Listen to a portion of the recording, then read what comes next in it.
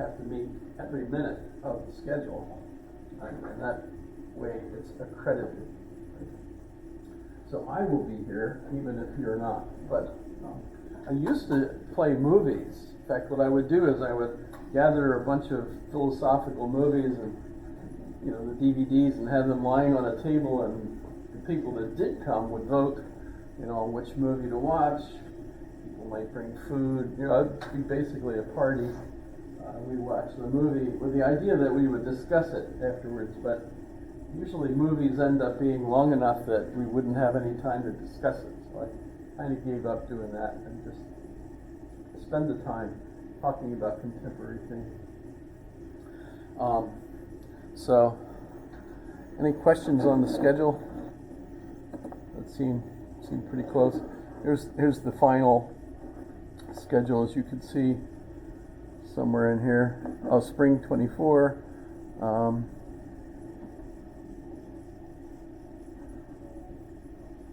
So spring semester finals, April 30th through May 4th. So you can see, you seem to be right on that. I don't have this finished up for that. I just have it acknowledged when it will be, but I don't have our actual date. But it's Friday, so I won't update this, if that's all right with you. Our quiz question today, before I forget, is what impact did Dewey have on education? What impact did Dewey have on education? And let's take a look at John Dewey. In the book that I mentioned when we talked about Charles Sanders Peirce and William James, I mentioned that there's actually 4 philosophers in the book that Louis Menand wrote, called the Metaphysical Club. John Dewey is the 3rd one. And if we look at his life, notice he's from Vermont, born in 1859, so just a year before the Civil War broke out. You see? This is just Wikipedia, of course. Notice that he died in 1952, which was just about the same date that my wife was born. It's kind of cool. But no, I didn't marry her because of her spiritual connection to John Dewey. I believe that we can have spiritual connections to individuals because of my acceptance of the orchestrated objective reduction theory that Stuart Hameroff and Roger Penrose discussed, which is becoming more and more filled out, by the way. And the whole thing is based on quantum mechanics and the nature of the quantum particles that make up everything. And I just learned from Stuart Hameroff the other night, actually, that all living things have microtubules. It's not just our brain that have microtubules, but everything that's living has microtubules that contain the quarks that are the basic building blocks of those living organisms. So it's just absolutely amazing how all that ties in. So yes, there could be spiritual overlaps between people and so on. But I've never physically had a chance to be entangled with any of his thinking. If you think of quantum entanglement, which would be kind of the reason for that kind of thing. But John Dewey grew up in Vermont, went to the University of Vermont as the local university with his brothers, and he was the youngest brother, and yet they all went together at the same time. It's kind of interesting how that happened. But when he studied there, he studied with a philosophy professor who was a Hegelian, and he becomes a Hegelian himself in thinking. And when he was graduating, he wanted to go on in philosophy, but he didn't want to become a minister. And he was advised, well, you wouldn't be able to get a job in the United States in philosophy unless you were also a minister, because the universities only hire philosophy professors who are ministers. And that actually makes sense to me. I think I mentioned that in my own college, the chair of our department, Professor Claghorn, was a Presbyterian minister. My own advisor was an Episcopal priest. Professor Struckmeyer was a minister. So most of them were actually ministers as well. But he didn't want to be a minister, but he did want to be a philosophy professor. And he went on to study at Johns Hopkins University, which was brand new, practically, at that time. And remember, that's also where Charles Sanders Peirce was teaching logic. And so there was a connection, a physical connection. He didn't go to Harvard, so he wasn't part of the metaphysical club in person, but he did meet Charles Sanders Peirce in Johns Hopkins. So there's a physical connection there. Actually, in the metaphysical club, since he wasn't in Harvard, he is not actually one of the four mentioned by Menahem. I'm sorry about that. Pretty sure. Yeah. George Herbert Mead, and the other one was the first one of the Supreme Court justices. But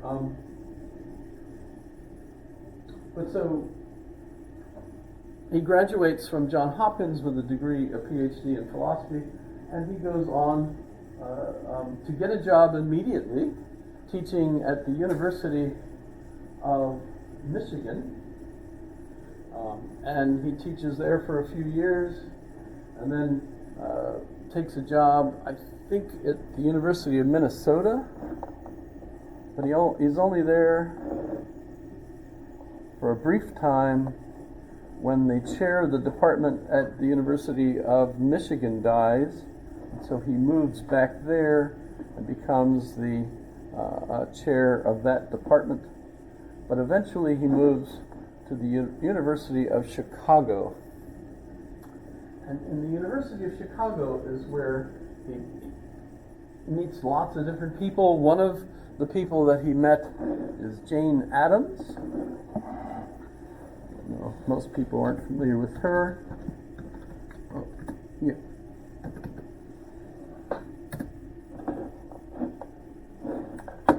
Jane Addams.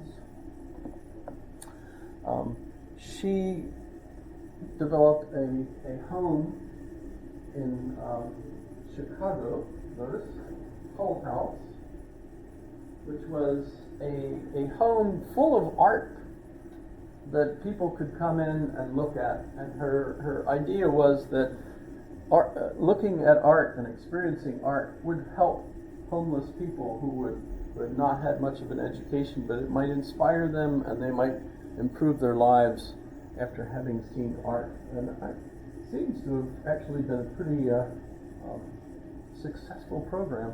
But John Dewey joined her as a friend, and she took him on a tour of places. And coming from his background, his experience, he hadn't seen slums before. And so it was a real shock for him to see slums in Chicago. And she helped him with that kind of experience and so on. And she eventually won awards as well, presidential awards.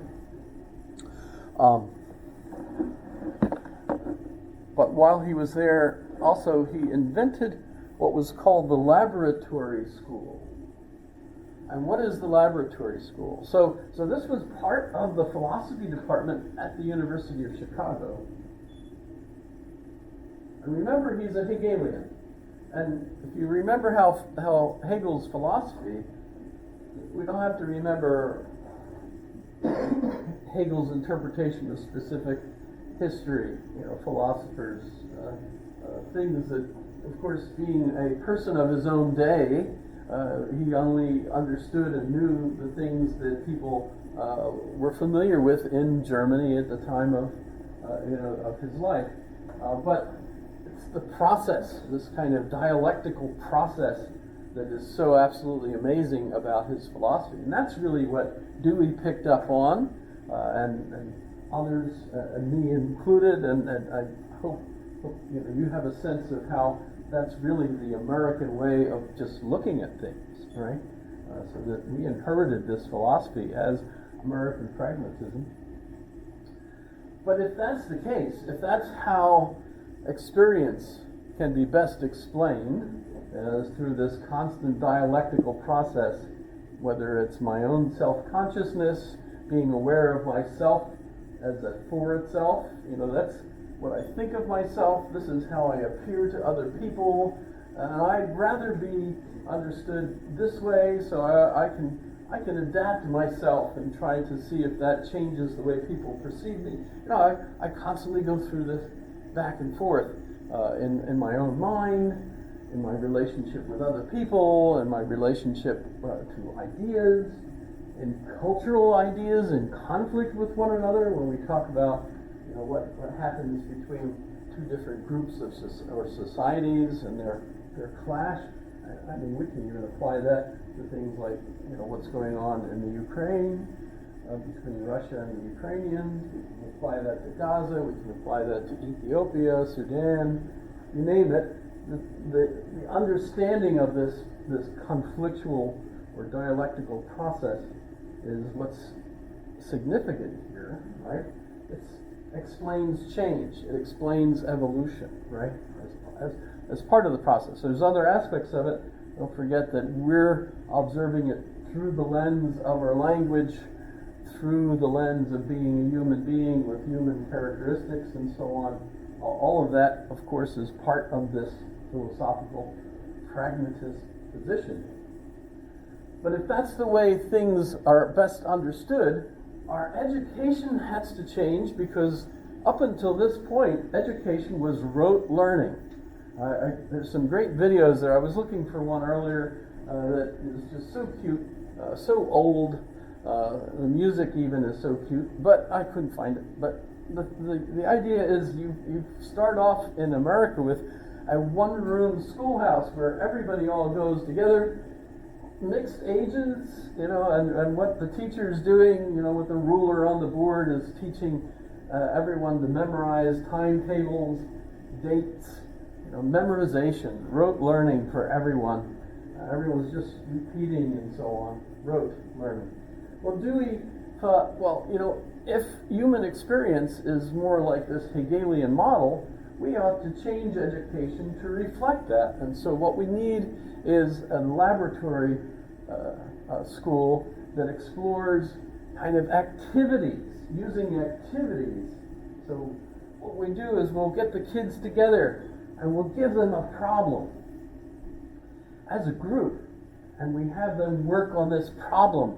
And essentially what you end up with is a theory of inquiry.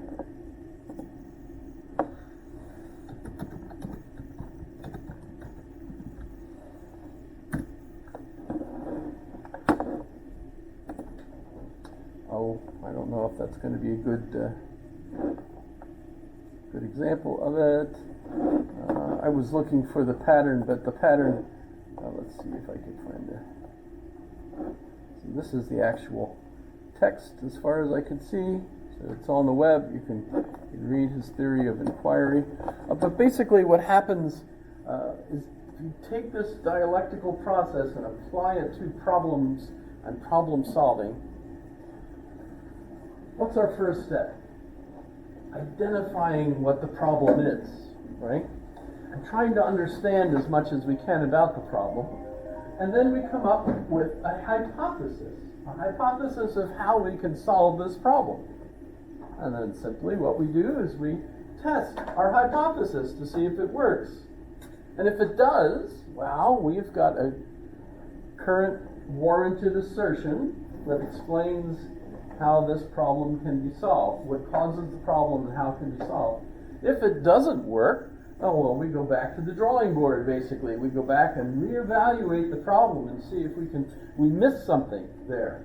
And then come up with a new hypothesis. And if, once we have that new hypothesis, then we we apply that and see if that works. And we'll keep going through this process until eventually we've solved the problem. Well, in school, the idea is we have this group of kids sitting around the table, the same age group approximately, right? And what they are doing is trying to figure out what the problem is and solve it themselves, and this is learning. It might be a problem, of course, solved by much older people. It's a historical problem, maybe, whatever. It could just be, well, you're trying to buy